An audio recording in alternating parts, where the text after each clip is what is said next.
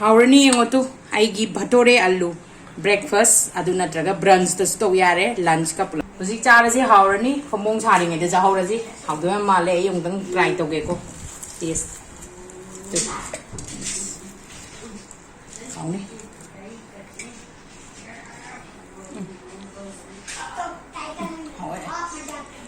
mayam mungkin try to view I na bhature na sa hai je kali maram puri na tabida yimyu masigi bhature sida manung sida maina oi se sigi se puri da di yaw da bani yeast ki type da koi gi kana doini si adu gi damak ne na bhature hai je si try to view healthy si oi ba gut ki ha yam to sa ge ha alu ji da mithi gi ro si ga phan la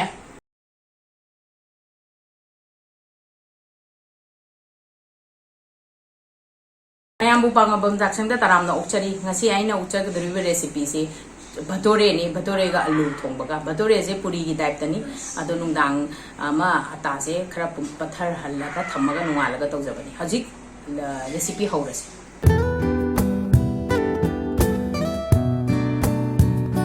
aina logdoi se bhature sana bai damakta atta oina lawre mayamna market ta ga season ai dudi atta nate maida ni ado aina ngasi logdoi se yumda oina homemade na ata oina lawre aduda sida aina overnight hayeng ayuki damakta ni ai ngasi nungdang sida ta hobani aina logdoi se activator hai tare ngasai yeast se chama sama lowbai ya chama sama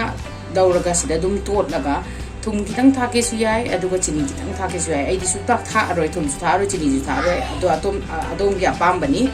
ado aina ngasi yeast adomna tokanda di yumda activator na leitamni na yeast na chama sama happy osida ado ai ngasi di yeast hapchara roi ai gi di sana activator na ata se already yeast yumda semjaba ata gi activator lei adu ena seasonal ni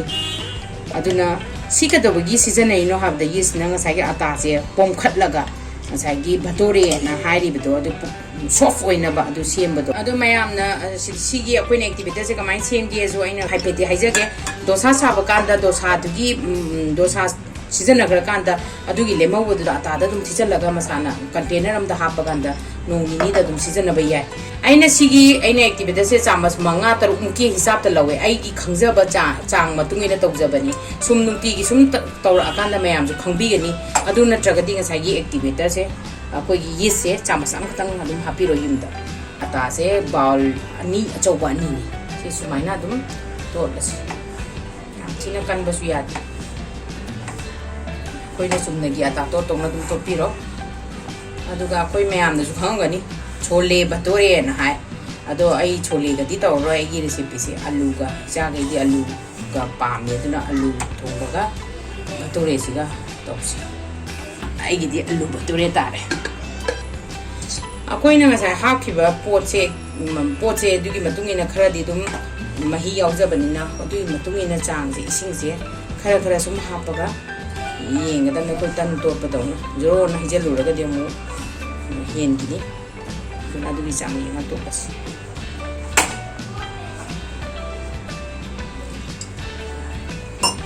si gilas tang khai mi ising chang ye ai gi da adui matungina ye mas akoi sumna puri to babu di sumaina yeast se sumaina activator se aina starter hai se aina starter ko jabai wan si se toraga akoina seasonary se kari maram no da sina healthy oi kamaina do da kogi akoina chaw matam da puknung da gut da bacteria do grow tong na da healthy samna ha da koina sangom mafam ba cha ba degi puk GI de phai na ha do du si du gi da makta ne aina si activator se seasonary se tangwa chini si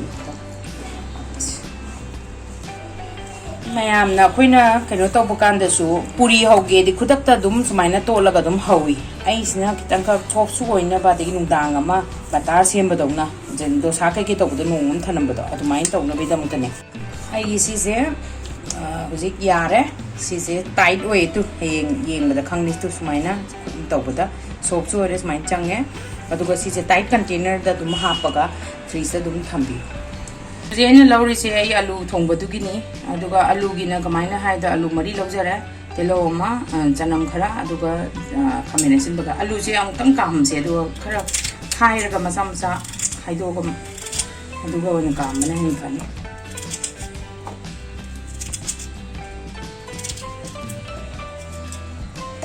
आलू से same लोरे आलू हाँ काम तो आलू से हापे से हापगा अमुक्तंग प्रेशर कुकर उसे अमुक्तंग काम से इंजे गिलास हम दिखरा फबाते जो अभी मतलब हापगा सी काम से ngarang di aina ta ndang da thanam bado freeze da thanam bado si yore tu soft oil ai uji kitang amuk khara to laga mu ya ni si ready oil ni side by side si ready oil ni da koi ji alu sok to se alu kam ba loi dre khang sare thau si kitang ga tong ha pa si ngasai ni tan da su thau ma ta ma to ni na ha yo te lo mo si te lo si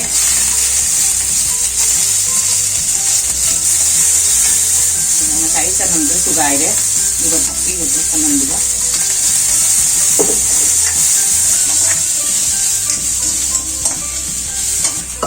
Alu je tu loire, super loire. Masih kita tak khai je gelas ki maning nanti tak khai suya. Ko nama lor roy, jadi sudah tak khai lagi.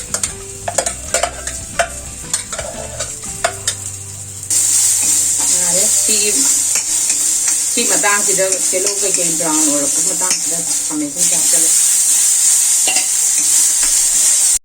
Jam nap sila pasti kita tunggu kita ngah nak apa orang si matang matungin alu gitu kita kon tak. Aduga sida dum moroka macuga apa orang sih kok. Hai di hisap tak apa ga? Morok sidi jam nak keno tahu damnya di kita apa ga dong kita matungin dum apa ya ni? Apa kita?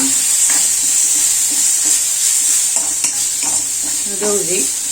aje rumarang de am ta tha khidre aduna masala oina kitang gorin oina chachalani ai tharo ado sigi stage da do alu masai ye na ta khai gi balu se atlo aina thongi ba sigi alu kutung style se masai gi puri natra ka khoi gi bhature hai ji ki am ji chana bane aduna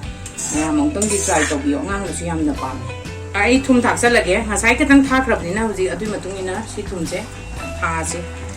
chamas tang khai muk tang gi sang da ha pe ai di masala rei bedum thak pe ai du yari ga di yam ha pe ron ai di kem tha ro thai gong gi keno se asu ba se kitang khak tha ge aduga si loi re adu da si da dom gi di sumna kan da phadi gom adum thapi yo aduga aina ngasi thak to se mithi gi akang ba do adugi mithi akang ba si su dum hau ba ne yam roast le ba ne try to bi yo si su dum ha pa sta ti mana akang ba se si ham hau ni si tu try to bi ba ni si dum lotion ba ya re si stage si da yam manam ro su la tu mithi thaksam ba de yam na manam su si re yam su hau ra ni ready ho re khara ham ba to ke no tau tring tak tring da khara somai na ngatang minute mari manga khar no bi yo si gi se akoi ai akoi na tak kan da su khara section na tak te ya re thau da ta asu ya re ismai na lo tu ni itak pa hora se aham ba di tak pa se ta dab su ya yam nap chana ni ko aduga sum experience le ra kan da yar kani akhoi ai ding asi ata se dum season ra polishing tor ga ta age aduna tra ga su thau da dum tak piu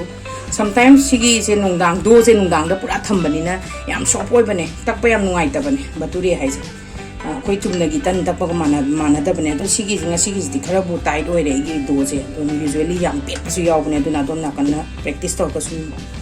yarakani se hi ara sigi chang se dum aduga ata yaw him na si sumai kan thopi si ready ore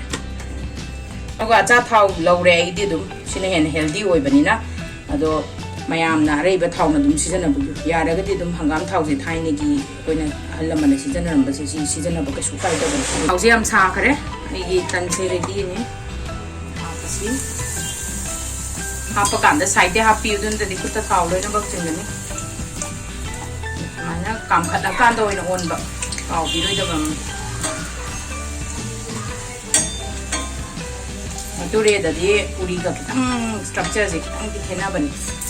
oi manung da Bature ji da oi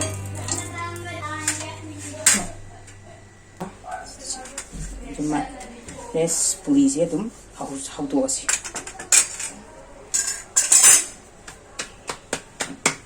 ata do sumaina to bi da ta hau da na to sumaina ada bi mai je chang da haipet yeng view mai je medium da tor su ai lai thara ga su to bi ai daka ro be matung ina mai se dum sana biu thau do saram ni na already yam thuna mun bani kasan gi ne du yeng ga da bani koin sat na on tho ga sat na yeng do si ta wali smai na mu on tho sat na adom na dum tau kan dum khang ni